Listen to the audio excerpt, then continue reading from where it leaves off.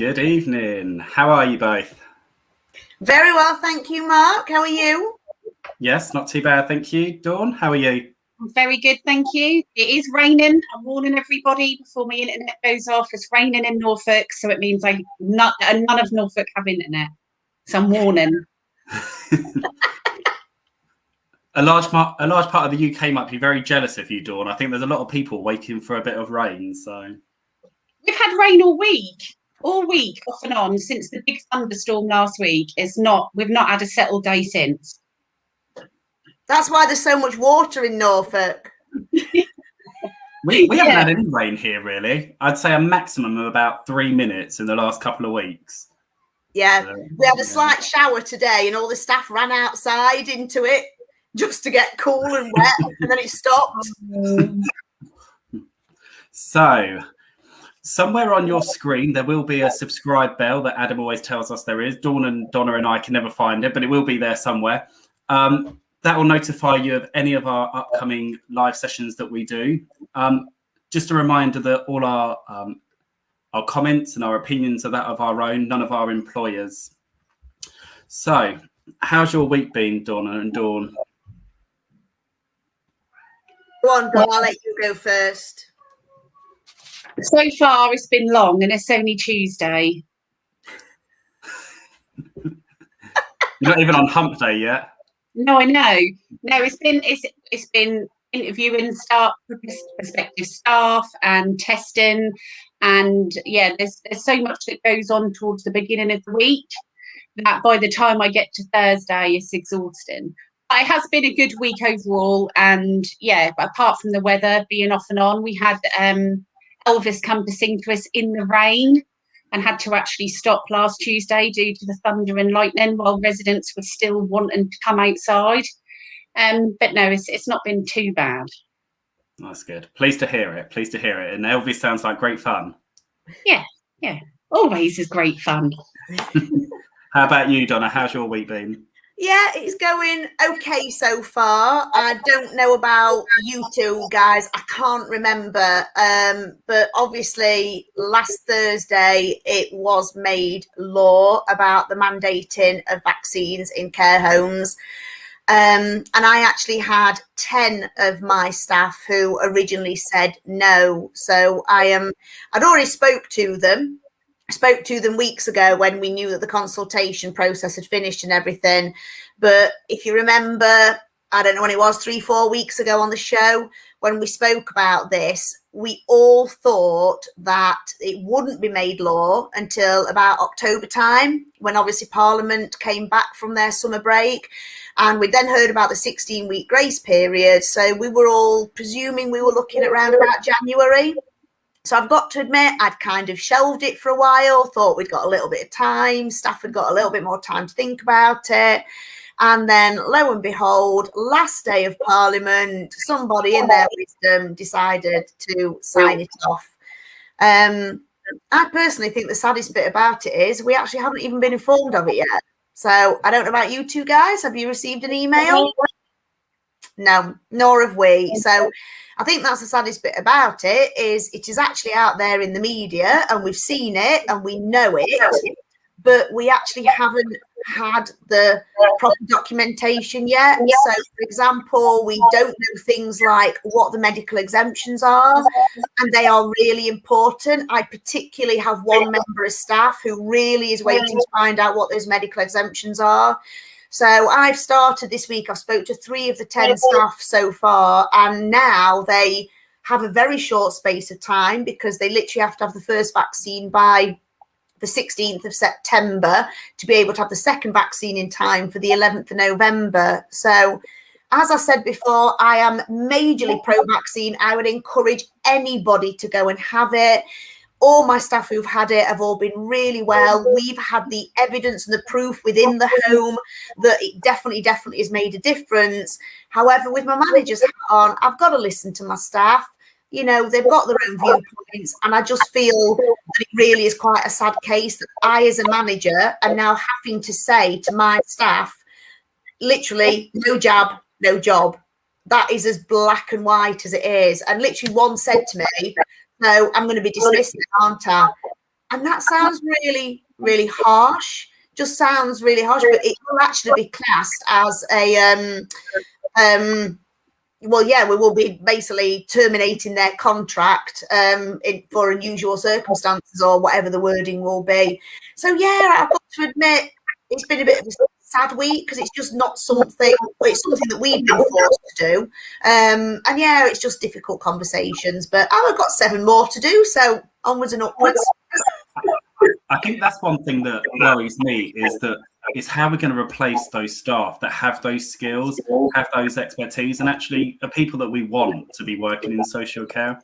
And there's already, thousands of job vacancies, and they're predicting a 7%, rate of staff that will leave the sector because of this decision. And I think that worries me, the impact it's going to have, on the wider sector as a whole. Yeah, and I think you're quite right. It's not just care homes. It's not just health and social care. Obviously, we know that the NHS consultations sort of happening at the moment, and we know how many recruitment gaps there are. And like I say, I'm extremely pro-vaccine, and I wish I had a magic wand. And I have done everything in my power. I spoke really quite boldly to these staff, and yeah, I absolutely wish more than anything that they would have it, but I can't force someone to do it. And yeah, I think they're aware of the consequences, but there are going to be recruitment gaps across health and social care because of it. And it is easy for us to say they should have it. And I actually believe that. I wish I could shake them and just go, have it, just, have it. We're all fine. We've all had it. We're absolutely fine. There aren't any conspiracy theories. We're all great. Please, please have it. But at the end of the day, across the whole of health and social care and including the NHS, there are definitely going to be recruitment gaps because of it, and that's quite worrying, really. Yeah, we've put that on our application forms as to whether somebody would have the vaccine now, and I've had 2 people write no on it. So I've then had to speak to HR as well, because is there a discrimination issue currently? Because should we then employ them to the extent where then we can talk to them and talk them through the steps until September? So there's that issue where, because we've had no guidance and no, like Donna said, we don't know if anybody can healthily have it, or if there's any discrimination issues or due to face and things like that. What is going to come out in this guidance and legislation to the extent where if I discriminate now and say, well, I can't employ you then, where does that leave me as an employer and as a home? Because when I said to somebody, for example, during a telephone interview, during the initial interview, and they said, but that shouldn't penalise me at the moment because it's not mandated until October. So where does that leave me now in the current turmoil of everything? Because we haven't actually been told. The first I knew about it on Thursday was a picture that was shared with dates on. Yeah. And when people were supposed to get their first one in order to make sure they got their second. And then in our area, they're opening up more vaccination centres and things like that to encourage. And that's all very well alongside testing centres. But at the same time, if I employ somebody now and then come September they say they don't want it, where does that leave me then? Because I've employed somebody, I've inducted them, I've spent time with them, I'm trying to encourage them to have a vaccine. And quite rightly, she was quite right. Well, I've got until September. Why can't you employ me now? So it's that whole judging as to when we start then putting it on application forms or start asking those questions. And I don't know when to. And speaking to HR, they said, well, just do it now. And if we get repercussion, we'll support you through it. But I don't want repercussion. I don't want at all. No. And I think this is the thing. Again, we're being left to our own devices. So we're finding something out via, let's be honest, social media, when we've not been given any guidance. Again, we've not even been given the official document. We've not been told what to do.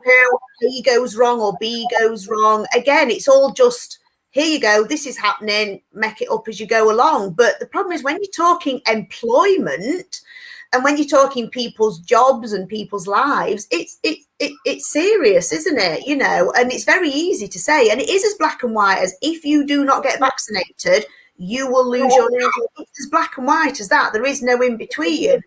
But that's huge consequences. And, you know, I'm very lucky that we haven't had anybody saying, well, I'm going to go to my union or I'm going to go to this. But I'm sure there will be some people, you know, I doubt they'll get anywhere, but I'm sure that there will be people who will feel that strongly. And you just, as an employer, you don't need that. You just, you know, we've got, you know, enough things to be doing. You just don't need that kind of, you know, thing, do you?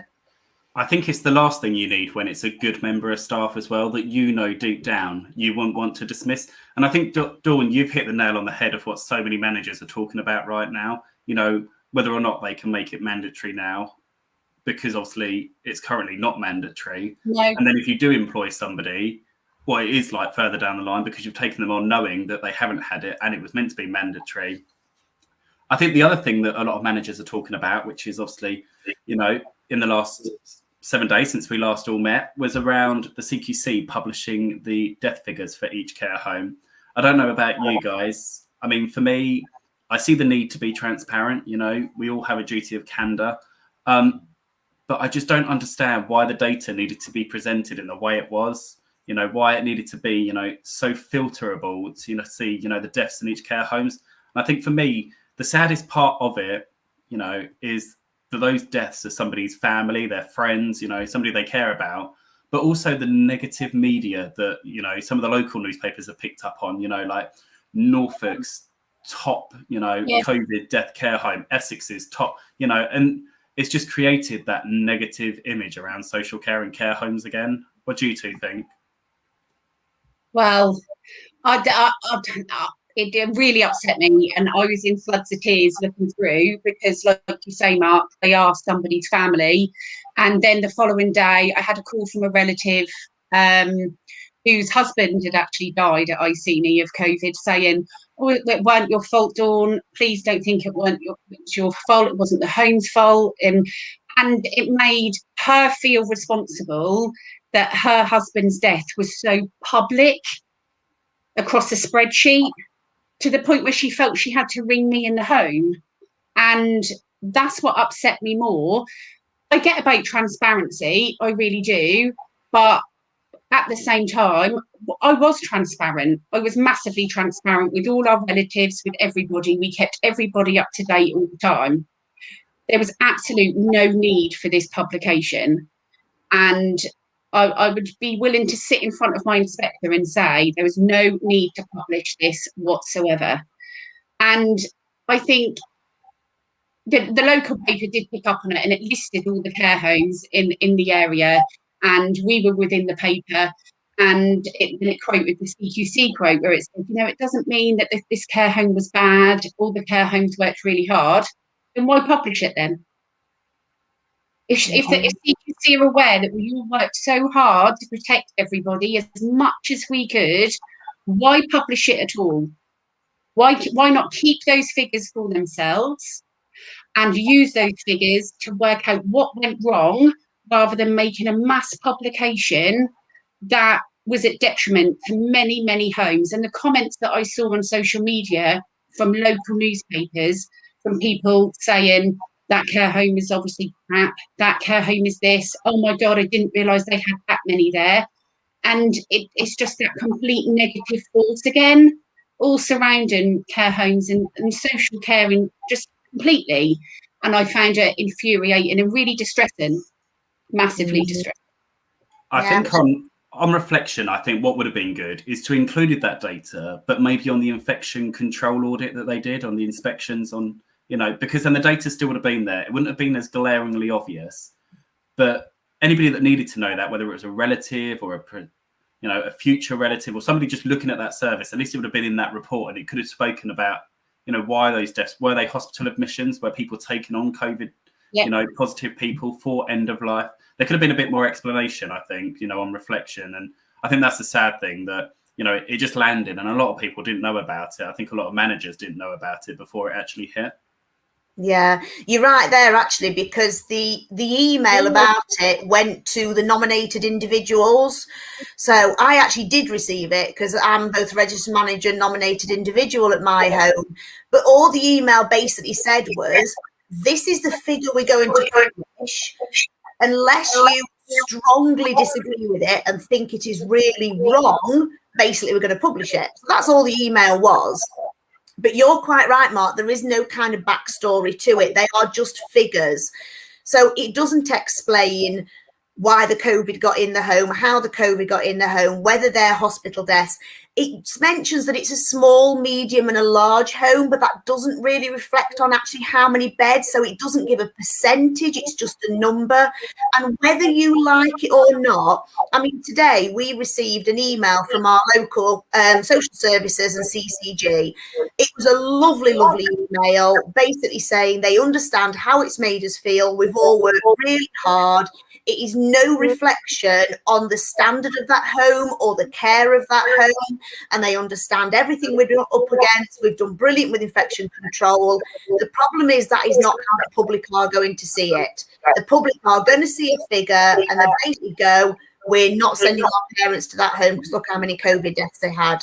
And that's the sadness of it. It's the actual effect it's having on the homes. And like you say, what really has it achieved? Nothing.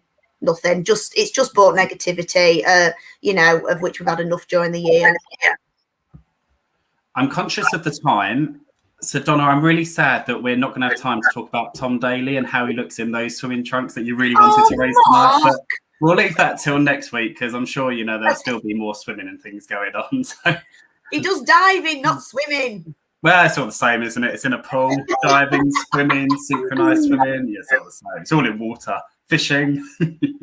So, on to today's show. I'm delighted to announce our couple of guests tonight. So, first of all, we have Jenny Mack, who is the author of a new book called When I Grow Up, I Want to Be a Carer. So, she is the marketing executive of Homes Care Group. Good evening, Jenny. We're also joined by Jane Brightman, who is the social care manager of the Institute of Health and Social Care Management. Good evening, both of you. How are you? Hi, I'm good, thank you. Thanks for having me. Hi, I'm good as well, thank you. And I think we should talk about Tom Daly because he's from Plymouth, which is where I am. So we're all busy celebrating him here. Well, Donna, do you want to talk about Tom Daly? It was your idea to bring him up. No, I just honestly, I'll be honest, I've followed him since I think he was only 12 years old when he did his first Olympics, 4 Olympics ago. And I think he was the youngest GB Olympic. And his father had died the year before, if I remember rightly. And I just thought it was just this amazing story that this young lad was in the Olympics literally the year after his dad had died. And I think his dad was his coach and his biggest supporter. And I just kind of sort of followed him. And I just think he's a really nice lad and a really nice character. And I just really, really, really am pleased that he got the gold. And I think he really deserves it. And I just think that picture that's been on social media of him crying, I think it just shows the true British spirit. So yeah, I was there whilst the good old national anthem was playing, and I was quite proud of him. So yes, I will say something. The story I've been following is that girl that went viral for the skateboarding in the fairy dress. That I think she either came first or second in the competition for skateboarding. But I think she went viral on TikTok or Facebook or one of them. I just remember it a couple of years ago seeing it. But so I'm very excited about tonight's show. I've followed Jenny for a long period of time. And I first met Jenny on social media during the pandemic. And I think during probably the first wave.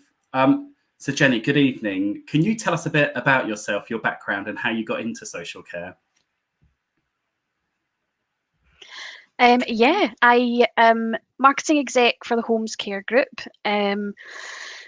I only just joined the sector 5 years ago. So prior to that, I was a bar manager and working 16-hour shifts and lugging kegs of beer around and just generally hating my life. And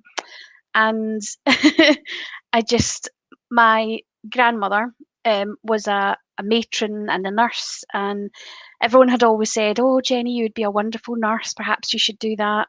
But I'll be honest, I can't handle blood. So it was always just a no for me, just no chance would I ever be a nurse. And I guess when I think of it now, being a carer was never even a thought in my head, which is strange, and actually shows what position we're in as a society. You know, when children think of what they want to be when they grow up, it's never a carer, which is really what kind of set me on this journey of writing this book. So obviously you can tell from my accent, I'm not from anywhere near you guys. I am up from near Glasgow in Scotland. And I do a lot of stuff with Scottish Care with Donald McCaskill. And in one of those events, we were having a talk about recruitment and how could we boost recruitment in the sector. And I had said, you know, we really should start aiming a lot younger, changing the whole view of social care in general from a young age. And because intergenerational activities are such a big thing, that's such a buzzword at the moment, I think that kind of got me thinking about the young children. And I know in the care homes that I work with, we always had young children in, from nurseries and primary schools and even sometimes high schools. And someone said, someone should write a children's book. And we all had a little giggle about it. And after the call, I thought, I could actually do that. Like, why could I not do that? And so I sat and wrote it out and shared it with some people. Jane was one of them, and the guys at Scottish Care. And the response it got was just, I was shocked at people thinking it was really good. And so then Morton, who is a CEO of Sequoia, which is a digital care planning company, he wanted to jump on board and partner up with me, and he supported me to get it out there. So now it's available on Amazon. So it's all very exciting. So what do you hope to achieve with your book? I've got my copy right here. Everyone's got them. Yeah, I really hope that, well, inside it, obviously, it's a dedication to the millions of people working tirelessly in social care. So I really did it to shine a light on how well carers have done, especially in the last year and a half through the pandemic. It's just been so hard. It's always a hard job, but it's been just much harder the last year and a half with the pandemic. And I think the light has always been shone on the NHS and not so much the carers and the care homes. So I wanted to do that to let them see how grateful we are of them, but also, like I said, to just change the perception of social care from such a young age. And the book kind of aimed at, you know, age 3 and up, perhaps to about 8. But obviously, as we know, anyone can buy it because so many adults I know have bought it anyway, even if they don't have any kids. But yeah, I just really love it if more children kind of thought of care homes as not. And then obviously that can spread because children are very good at changing our opinions on things. I don't know how many things I learned from my children who are 8 and 12. But they can really change people's minds on things. And I think I really hate that natural instinct for people to the language they use. I have to put my mum in a home, and it's often seen as such a negative. For me, what made my blood boil was when Barbara Windsor went into a care home, and it was front page news, and her husband was like, I had to do the worst thing I could imagine, putting her into a care home. And I just feel like that was such negative press for the industry. And it wasn't. If you looked at the home that she went to, it was a lovely home and it looked wonderful. And I'm sure she was very well cared for. But the front page made my blood boil about how it was awful that he had to do that. And I think just to change that view, that it should. I had a discussion with Scottish Care, and we were talking about how going into a care home should almost be an expected part of a life cycle. You know, you start with nursery school, primary school, secondary school. If you want to do university, then a job, then perhaps after a period of being a working person, you'll get to a point where you then have to go back down into it needing support. And it should be seen as a much more natural thing to move into supported social care. And I think it would be great if we could change that image and take away the negativity. It would be really good to shine the light on all the good things, and hopefully it would make all the ones that we see on the press that are actually not good, it would make them step up or step out of the industry, which would be ideal, really. Yeah, and I love that image that you have of actually it's just part of life, you know, that social care is there, and you know we're all going to need it at some point in our life. So I've got 3 children. My kids absolutely love your book, as I know you know. What's the response been like from other people that have purchased it and read it? The response has been brilliant. I'm not very good at taking compliments and stuff, so that it's been a bit overwhelming with the amount of people who've messaged me, and people who I look at and really respect in the industry who are putting Twitter photos on, like Vic Rare, who I watch on the news, and then she's got my book on her Twitter, and I'm just like, oh my God. But it's wonderful. It really is. I'm really chuffed.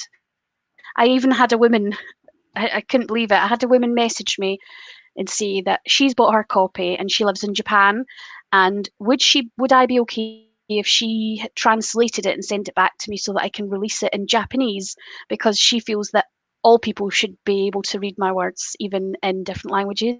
And I was just blown away by that. Because for me, I just basically wrote a long poem, which was then made into a book, and now it's going to be translated into different languages and bought. It's been bought in Australia, it's been bought in America, it's now been bought in Japan. I'm blown away by it. So yeah. Oh, that's great. Amazing. And of course you are in the top 100 on Amazon children's books bestsellers. So yeah, congratulations. Yeah. Thank you. You know, a massive achievement. Yeah, no, we're all super proud of you. So I don't know if you want to read 3-4 pages of the book. I don't want you to read all of it, because I don't want people to think I've heard it, I don't need to buy it, because they need to get out there and buy it. But yeah, did you want to give us a sneak peek into the book? Sure, I'll read you the first couple of pages. I know it's first hearing for Donna, who's not bought it yet. Naughty, naughty Donna. Okay, so the first page. People talk a lot about growing up and what they'd like to be. There are a lot of jobs to choose from, but I know the one for me. I don't want to be a fireman, although I'm sure that would be cool. I don't want to be a teacher and stay all day in school. Working in a shop or driving a lorry all alone, working from a desk, spending all day on the phone. So many jobs to choose from, career paths everywhere, but I know my path is leading me to work in social care. I know I could make someone feel better just by being there. When I'm sad or tired or lonely, Mum and Dad show me they care. By giving hugs or smiles, or just by holding my hand, I know it helps to know someone's there to listen and understand. Helping people who need it, whether they are young or they are old, I think that must be one of the best jobs in the whole wide world.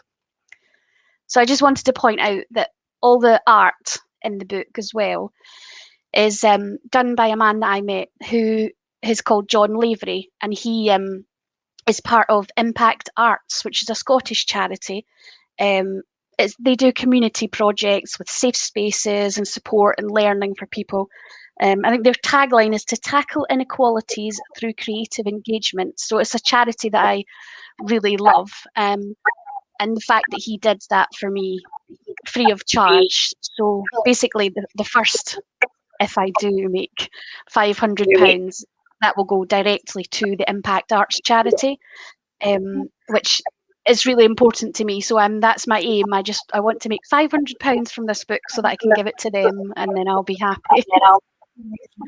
And I think that's a really important thing that you've said, because I think when your book first came out, I logged on to Amazon thinking, you know, it was going to be, you know, X amount of money, because that's what children's books generally are. And I was blown away by actually how cheap it is, and, you know, how near enough anybody can afford to buy this book. And yeah, I think one thing that will definitely help in spreading the message. And yeah, I'm sure that you'll reach that target and be able to give them that money. But no, I think that's really heartwarming.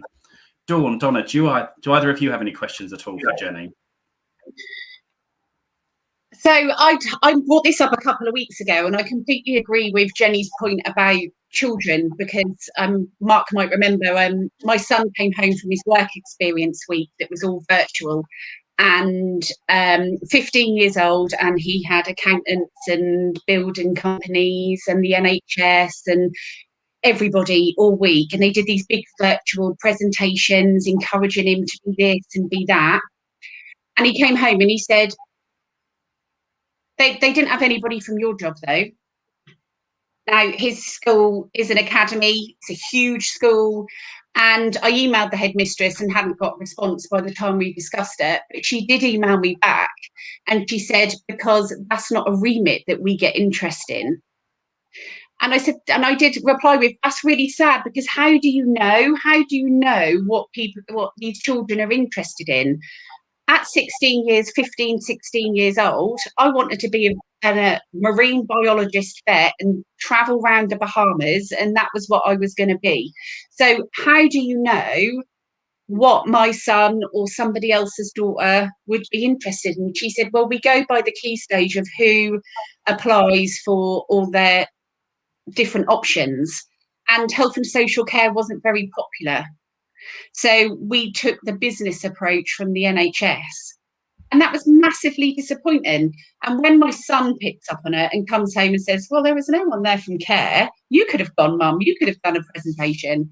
And it was hugely disappointing. So, and that's in a really large academy. And I tweeted them as well, and they didn't respond to that. But I think I massively get Jenny's point that we need to broach this subject of social care with the youngsters and with young people, because nobody spoke to my son or the other 700 odd students that were in the whole school in respect of this could be a really good career choice. So I completely agree with what Jenny's saying. And that's just one school, just one academy school. Yeah, I agree with you, Don. How does a child know what to do if they don't know what's out there? So every child learns. So I always say, if you don't know something, you don't know it. So unless it's put in front of you or presented to you, and Jenny mentioned there, and I'm a massive believer in it, and we do it in our home. We have the nursery children in. So we have children in who are preschool, so the sort of 3, 4, coming up to 5. And I just think it's absolutely massive, because at that age, they have no fear coming into a care home. They don't see a wheelchair. They don't see a Zimmer frame. They don't see a disability. They don't see that somebody's left arm doesn't move.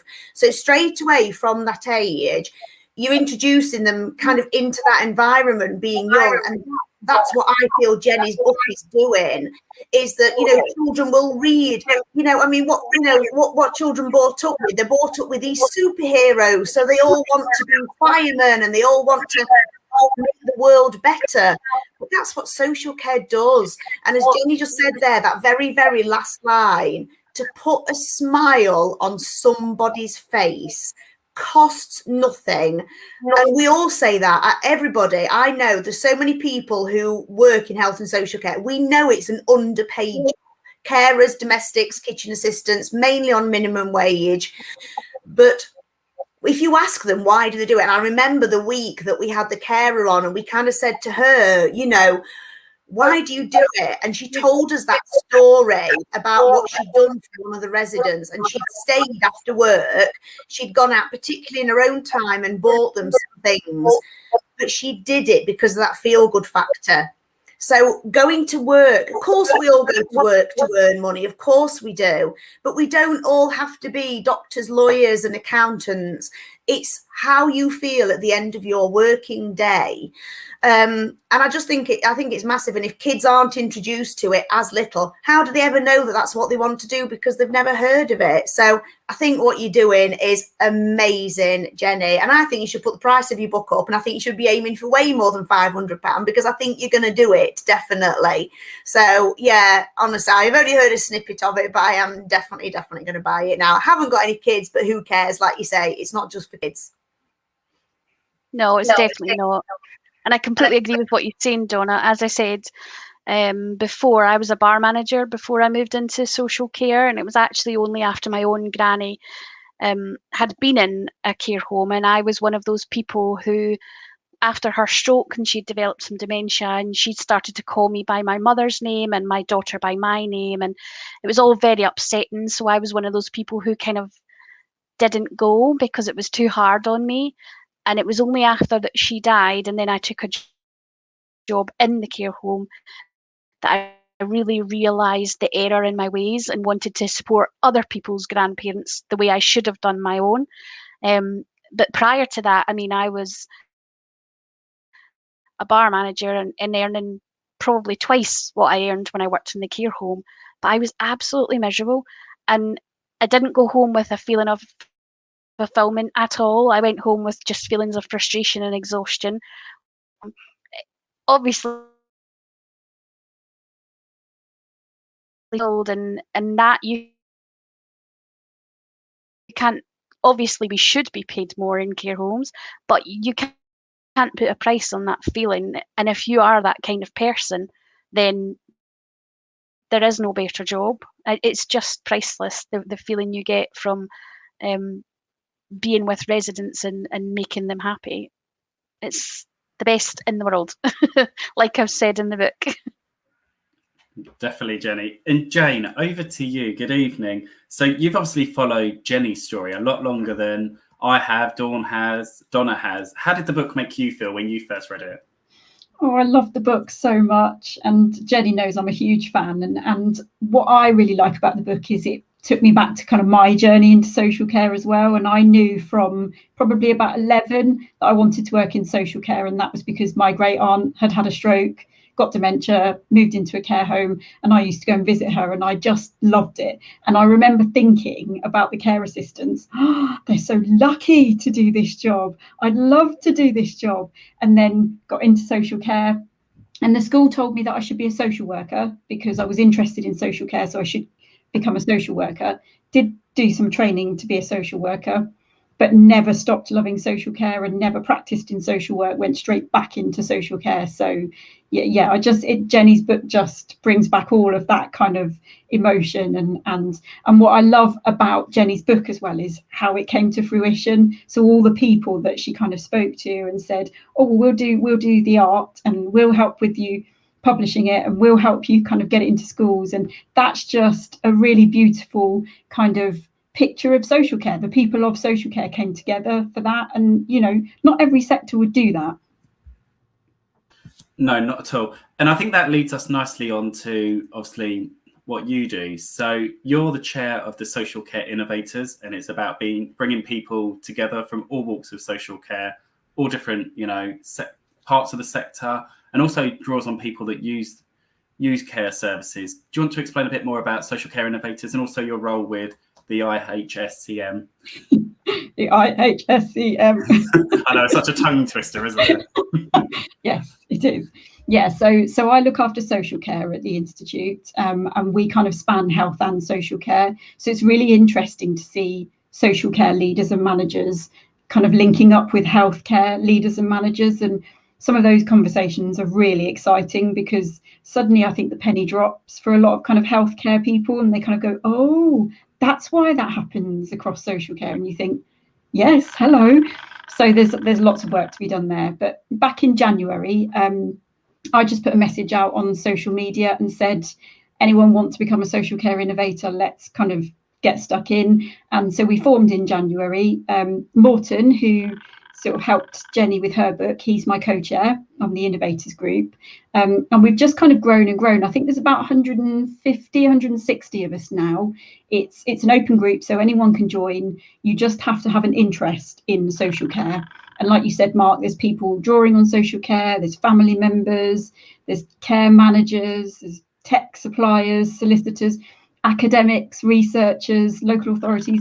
We've got just about everybody represented, which is great because we're not just kind of tunnel visioned on, this is what the care providers say or this is what families say. We kind of, really sort of explore everything from different angles. So we meet roughly once a month as a full group, and then we form some subgroups to kind of dive deeper, I guess, into different topics. So Jenny and Mark, they chair the Issues Care Providers Face subgroup, which is a very exciting subgroup, as you can imagine, with those two as chairs.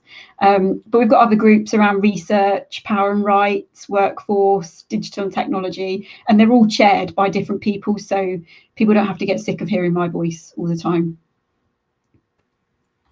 And I think one of the things I like about the group as well is that it's not just us talking about what we want to see for the future or what the issue is. It's not like a big moan. It's actually having the idea on paper and then rolling with it. Jenny, I don't know if you want to talk more about the subgroup that you chair. We chair. I co-chair. You are the chair. Whatever, we do it together.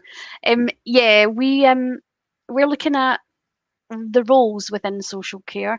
Like I think it was Donna was saying before. No, it was Dawn when you were talking about your child's school. There's so many roles within social care that people forget are there. It's not only just carers. When we were putting it together, Mark even forgot marketing, even though that was my job role and I was chairing the group. So everyone forgets all the different roles that are within, the care sector.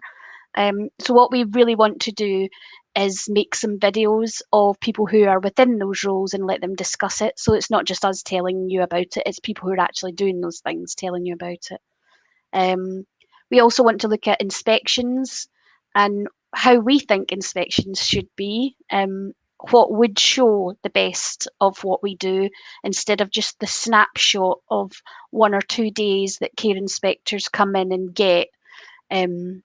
So we're really going to delve deep into that and try and produce something that we think would show better, because it will show the good stuff and the bad, which we understand is equally important.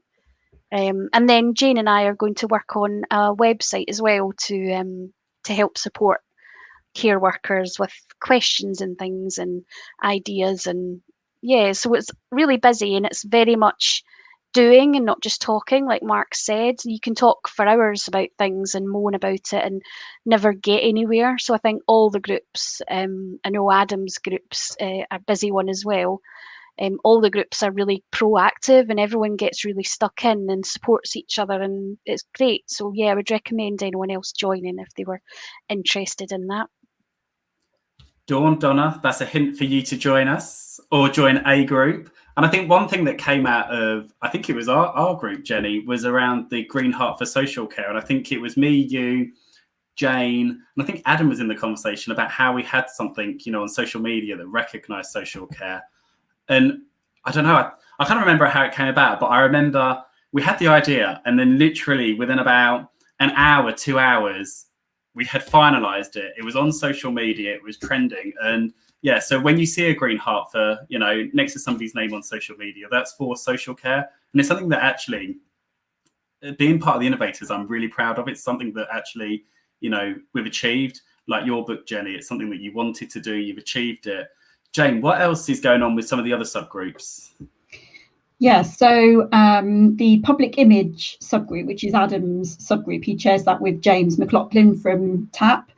So they started off with a survey, kind of looking at public perception of social care, and they found really interestingly that around kind of 2/3 of people who have had some experience of social care, so not necessarily worked in it, but a family member worked in it or a family member was drawing on social care, that actually they were more interested in working in social care. So all the stuff we were talking about earlier is so important. That kind of exposure to the sector makes such a difference. It's it really increases people's interest in working in the sector. And so now that group are kind of building on that bit of research around how can they sort of promote the sector a lot more. They've joined forces with like Sparkle for Social Care and Care Home Open Week and things like that. So they're exploring some ideas around that. We've got the digital and technology subgroup who are looking at some sort of kind of learning program or qualification or training certificate or something to support leaders and managers across social care to be more digitally focused and to be more confident at kind of using digital technology. And then we've got a newly formed group around research, which is mostly at the moment academic. So we need some more kind of normal folk in there, some of us kind of normal folk who don't understand all the academia stuff, but we listen to those clever people and they tell us. So yeah, that's a really interesting group, and they're starting to explore how academics and researchers can get social care more engaged in research. So yeah, lots of kind of really exciting stuff happened, and we get contacted by kind of random people. So Jenny and I were contacted by some researchers who'd done some research into kind of care homes and quality and all of those sorts of things.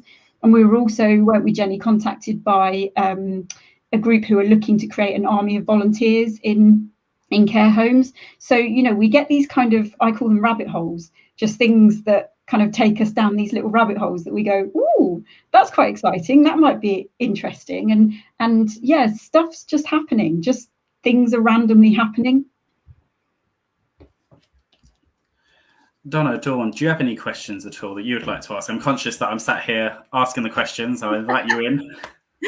I just want to sort of say to Jane, you probably heard our sort of pre-talk when, you know, we were obviously talking about the mandating of vaccines and the effect that they might kind of have on recruitment. There's obviously the whole pandemic that's happened throughout health and social care and the effect that has had, yes, mainly on care homes, but it also has had a massive effect on care in the community as well. And then obviously we were talking about the recent kind of sort of CQC report. It's very difficult to look a year ahead. But yeah, just kind of sort of touching on recruitment a bit. I mean, Adam tonight on his Twitter feed put up that, you know, he'd got 4 interviews lined up today. And can I just tell you that this is not unusual? So 4 interviews lined up, 3 people didn't turn up. So 75% of people didn't turn up for their interview. And I find that very typical. So you advertise a role, say, for example, you get 20 applications, you then shortlist those applications, and bless, some people are not right for it. You then ring round people. So it's somebody who's actually applied for the job. You then ring round and they don't answer the phone whatsoever. You never manage to get in touch with them. And then the ones that you do invite for interview, kind of some don't come up. So that's an ongoing thing. And so recruitment in health and social care is already difficult. Do you think this past year and kind of what's happening is going to have an even worse impact on recruitment? And what do you think we can possibly do about it? Yeah, I do, Donna. I think there's no 2 ways about it. We are in the eye of a storm, really, here, aren't we? As my director at the Institute calls it, it's pants on fire desperate. It's, you know, it's bad. And we've never seen it so bad, but we've always known it's been bad for years. This is just dire.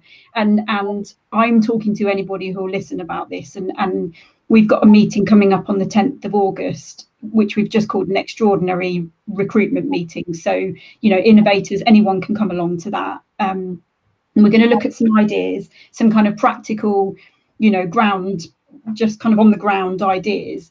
But today I was speaking to a couple of researchers who are interested in working with us to actually pull together some proper research on social care recruitment and really kind of look at what works and what doesn't, and start to explore some of those areas. Because I think that care providers need some kind of evidence-based stuff that they know is going to work, that they can start to change within their care homes or within their settings.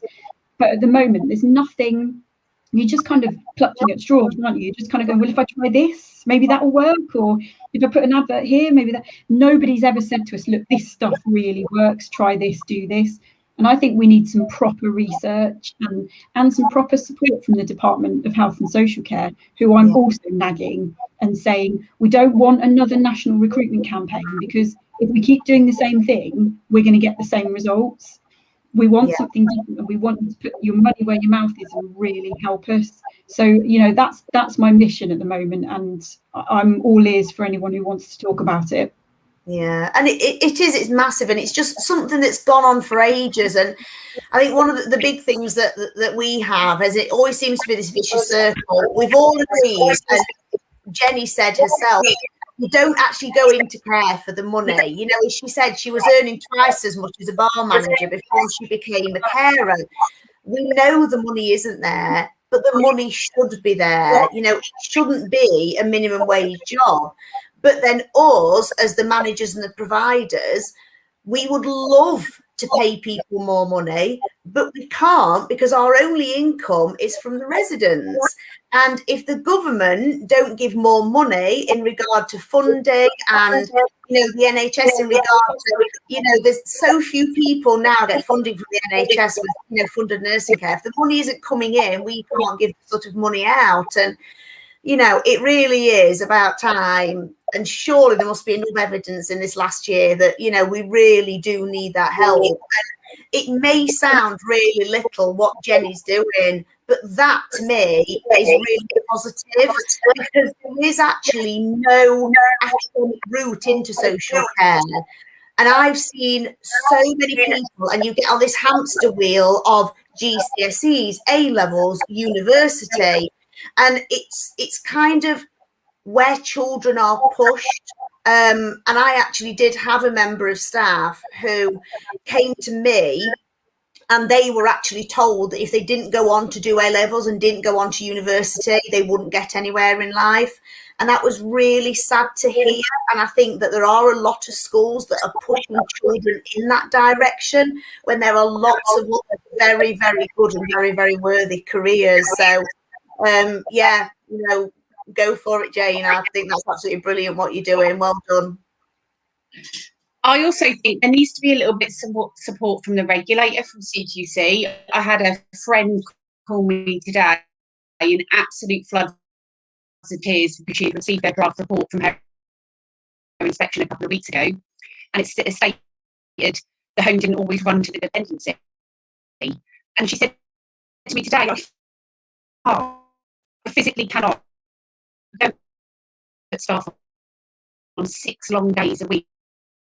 How can I physically keep it to dependency, or unless I work 7 days a week and work on the floor and manage the home? So I think also CQC could help a little bit with this, as well as the Department of Health and Social Care, and assist homes are struggling with their dependency. Yeah, I agree, Dawn, and I think I don't remember which one of you posted this the other day actually on Twitter about, you know, an organisation that you used to respect, and I feel the same. I used to really kind of look up to CQC and, you know, really kind of respect them and support what they did. I just can't anymore. I'm just so disappointed in the way that they are behaving, in the way that they're treating providers, in just the bureaucracy that they create in everything. They have literally sucked all of the innovation and joy out of social care. When you guys mentioned previously that the posting of all the deaths in the care homes in England, Scotland actually were a step ahead, and we already did that. And it really wasn't well received by the public, and I think that made the public lose faith in the people, the inspectors and things. It's Care Inspectorate in Scotland, but it really made them lose faith in it. And I actually thought that England might learn from that mistake and not do it. So I was shocked when you guys had been talking about it coming out, because it wasn't well received by the public, and it actually didn't do what the care providers were panicking about. It didn't make people go, oh God, how awful are these homes. It kind of backfired and made them go, my goodness, we know people have died in care homes. We know how awful it was. Can we not go back to that? Because now we're starting to come out the other side. People don't want to go back and hear about that again. And I had assumed that England would learn from our mistake in Scotland, but they didn't.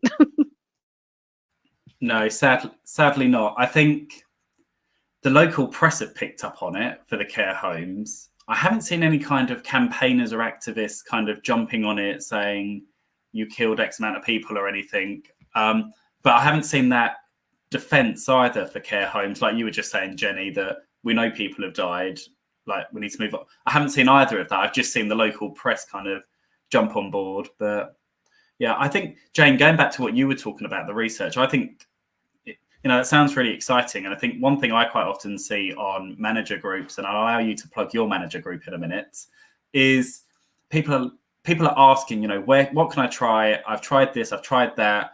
And it's the same things going round and around. And I think that's the problem, as providers we've got, is we're all trying exactly the same things. We're probably all posting on Indeed, topping it up to boost and advertise it. And we're probably actually making a worse job for ourselves because we're setting that cap so high that we're spending a fortune.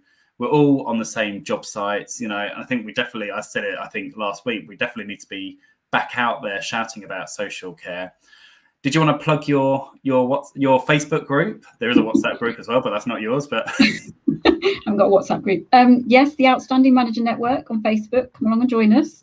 I think we've got about 5,500 members now. I mean, it's just ridiculous. It's very big, and sometimes we have to police what people put, but not too often. No, I agree, Mark, and I think there are some ideas, and I've been talking to kind of recruitment experts outside of the social care sector and different countries and what they've been finding works. And so there's some interesting ideas that I kind of want to moot across the group and get some thoughts on. But I do think that as a sector, we've got to get better at saying, let's try different things. I think unfortunately, we've got into this world where we're always firefighting, and there's no time for people to go, I'm going to try something different. I'm going to put in a new way of doing things. I'm going to have a bit of kind of change management, because there's no time to do that. But I think if we could find some of that time, we could start to make things better longer term. It's just, finding a period where you're not firefighting is almost impossible.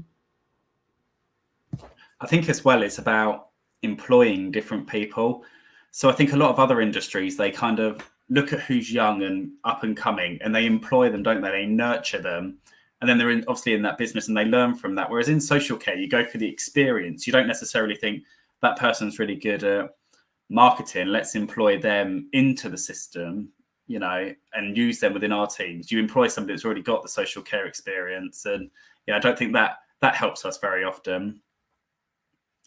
No, exactly. And I don't think we have great career pathways in social care. We don't kind of show people, how you can move from this to this and this and this. We don't do that. And we certainly don't value our leaders and managers at all. We don't value them in terms of professional qualifications. We don't value them in terms of pay.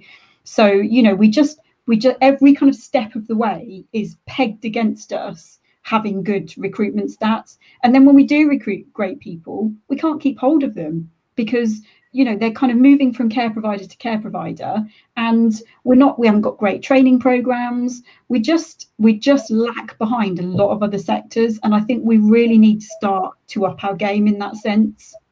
I just want to say as well that I also believe that it's never too late to go into health and social care.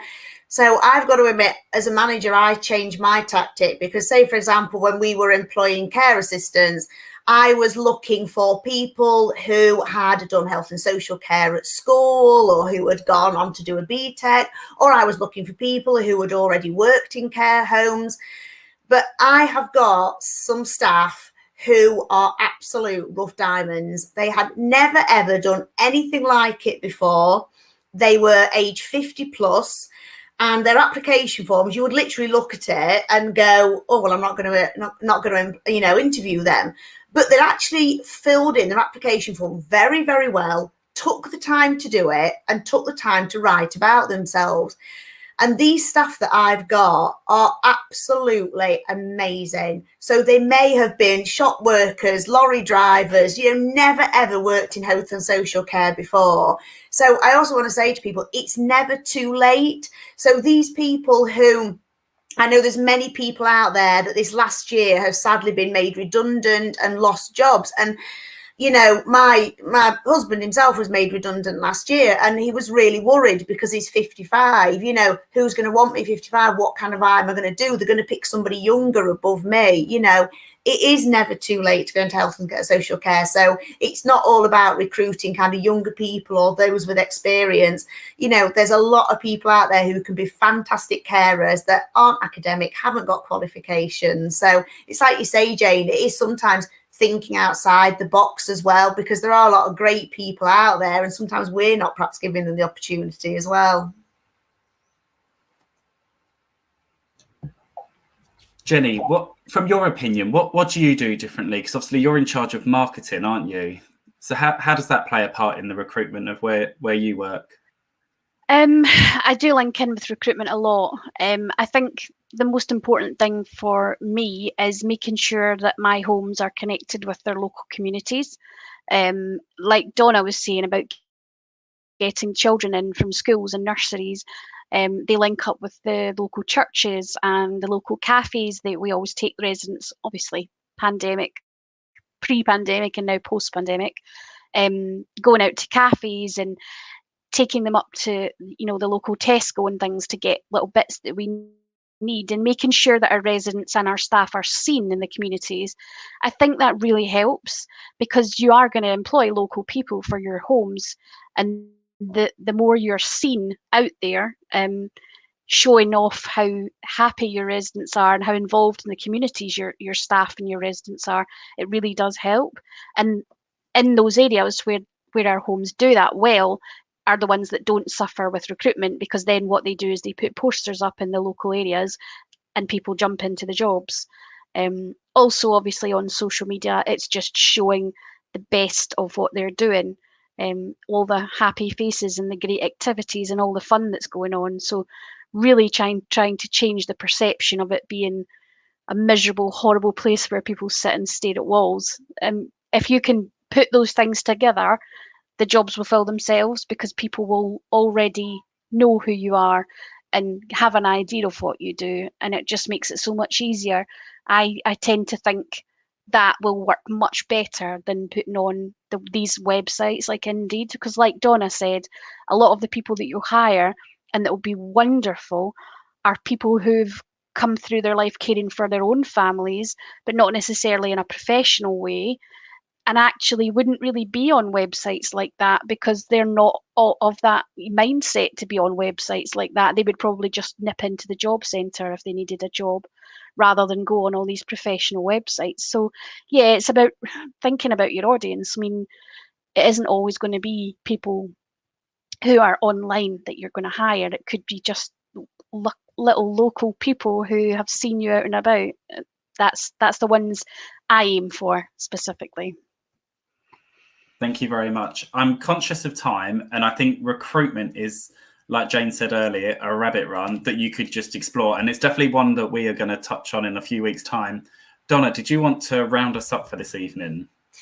Certainly will. So yeah, I mean, massive, huge thank you ever so much for Jenny and Jane and all the amazing work that you do and continue to do. I mean, it's just so great to hear people who are so enthusiastic that despite, we always try to end the show on a positive, and despite the fact of all the negatives that we've said tonight, isn't it amazing that even though all the negatives, everybody who works in health and social care, we all still have a smile on our face, because it's how it makes us feel. There's something so special about it. And to have two people who are just so enthusiastic about it and just want to do absolutely everything, research, anything, possible. So thank you both really ever so much for coming on the show for us tonight. It's been absolutely brilliant. In regard to next week, so believe it or not, by next week we'll have been doing this show for 4 months. I actually can't believe we've been doing it for 4 months. And the four of us haven't actually been together for quite a while due to things like holidays and weddings and all things like that. So next week it's going to be the four of us back together on our own. And we're going to be reflecting back on our first 4 months of the Care in View show, looking at the topics that we've been talking about. But we really want you to join us, because we want the show to continue. We want to know the kind of things that you want to hear, because this show isn't about us. It's about everybody out there. So what speakers do you want? What kind of things do you want us to talk about? So it's going to be a whole week on reflection. I'm sure there's going to be more happening in this coming week in health and social care that we'll be talking about as well. So yeah, please join us next week for a brilliant catch up, talking about the Care in View show, everything health and social care. And you never know, we might even have a drink and some nibbles whilst we're chatting next week as well. So, we've got to join Dean. Dean comes every single week. We sit here with absolutely nothing, and there he is eating his chocolate bars and his ice cream tonight. So we may well join you next week, Dean, and we'll be there with a drink and a chocolate bar too. So yeah, we look forward to seeing you all next week. massive thank you to Jenny and Jane, and it's a good night from all of us for now. Good night. Thank you very much, both.